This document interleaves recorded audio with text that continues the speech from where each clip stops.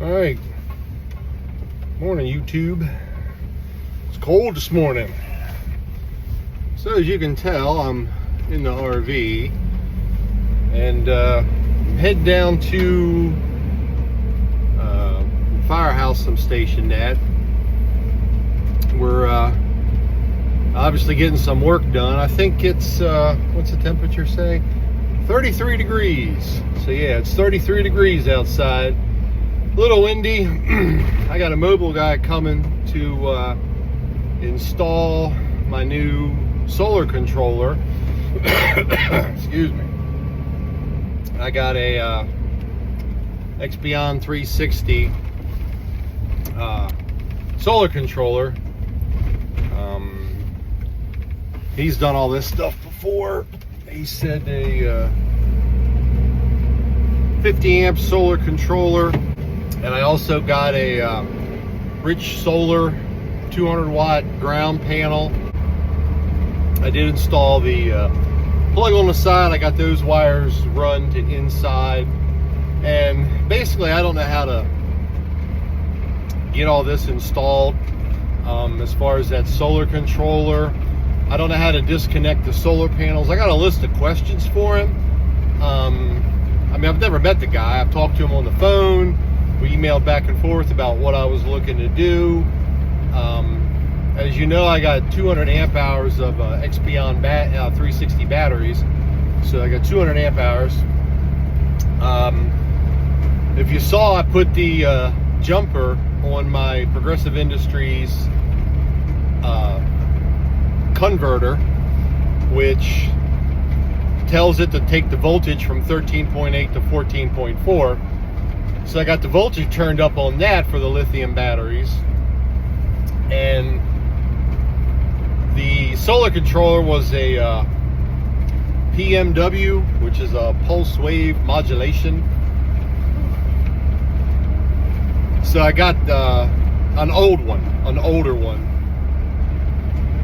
And lithium batteries, they like the MPPT solar controller, so I got one of those because it wasn't charging as fast or as strong as I thought it should have compared to other people what they post online.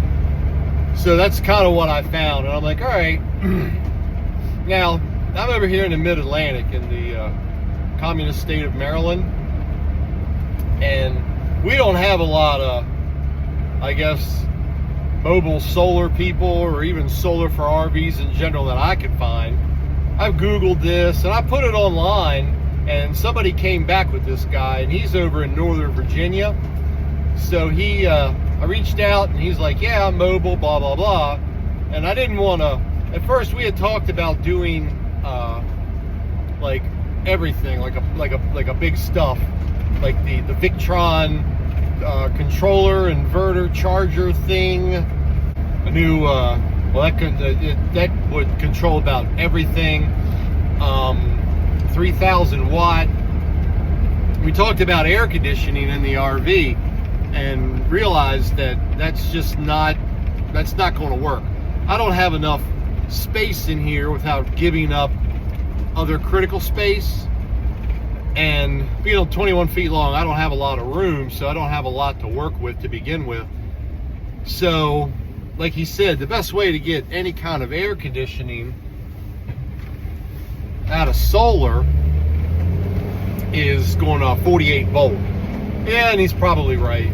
So, to get a couple of 48 volt batteries, to get a 48 volt, you got to step it down, put the step downs in. That's a lot of equipment, it's a lot of space, and it's a lot of money. I mean, it's probably $9,000-$10,000, you know, to get all this done.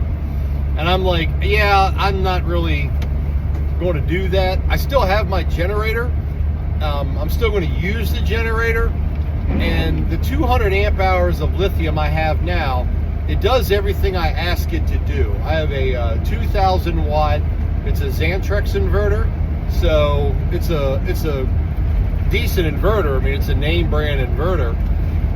And I mean, it runs the microwave, it charges everything. all the 12 volt stuff. It runs all that. I mean, the TV, it does everything except run the air conditioner. Now, I may run into an issue with like an Instapot or a slow cooker or something like that, looking at the wattage that they draw. I came out last night. I do have a heat gun, you know, the electric heat guns, and that sucker will draw 1100 watts.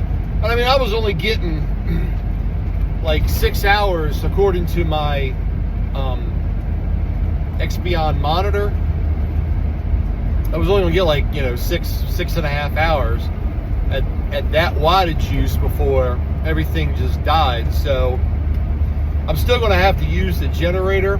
I got some, like I said, I got some questions to ask him. I want to ask him about maybe can I add more batteries? I had thought about replacing them. Now, remember, I got these batteries for a steal and I got them for a deal. So I thought about trying to get some. Expion makes a Group 27 battery. A Group 27 is the size. I believe it'll fit in my battery compartment, and my heaters would still work. I'd probably have to buy a new heater set because there's no way you're going to get them off the battery. So if I sold them to somebody, they could buy them with heaters. You know, I mean, I got everything else to hook them up again. So they were 138 amp hours, which would give me, you know, like an extra 70, roughly an extra 70 amp hours. So that ain't horrible, like 270 amp hours. But I do have room under there that a fabricator could add another battery box or school bus. Yeah, they could add another battery box underneath the RV, so I could have a, you know, third or fourth, which would be good. I mean, you know, you definitely get some decent amp hours out of that. I mean, I may have to get that done later. I know you're not supposed to mix batteries as far as like their age, but you know, we'll burn that bridge when we get to it. It just depends on you know, once I retire, how the money looks, you know. But then again, you know, to put all that money into a, you know, Victron inverter, converter, charger thing, and all those batteries, I mean, you know, you could spend $7,000-8,000 real quick. And I already have all the cables are run because it was put in at the factory. I believe I have 400 watts on the roof. So with a ground panel, I'll be at 600 watts. So with 600 and a ground panel, that might be enough to get me by. Either way, I mean, I'll have to start the generator and you know, charge the batteries up and make sure they're at an appropriate level before I go to bed. So yeah, I got some more work to do, but the first thing to do is to get this solar controller installed, this ground panel. I'll probably take some trips this summer. Maybe we'll head out to the Washington and Jefferson National Forest. That's where we boondocked last time for a couple days. Yeah, hopefully, if you haven't seen that video, it was our first boondocking trip. So if you want to go back and watch that video, you know, we learned a lot, you know. Plus, I'd like to use my outdoor shower.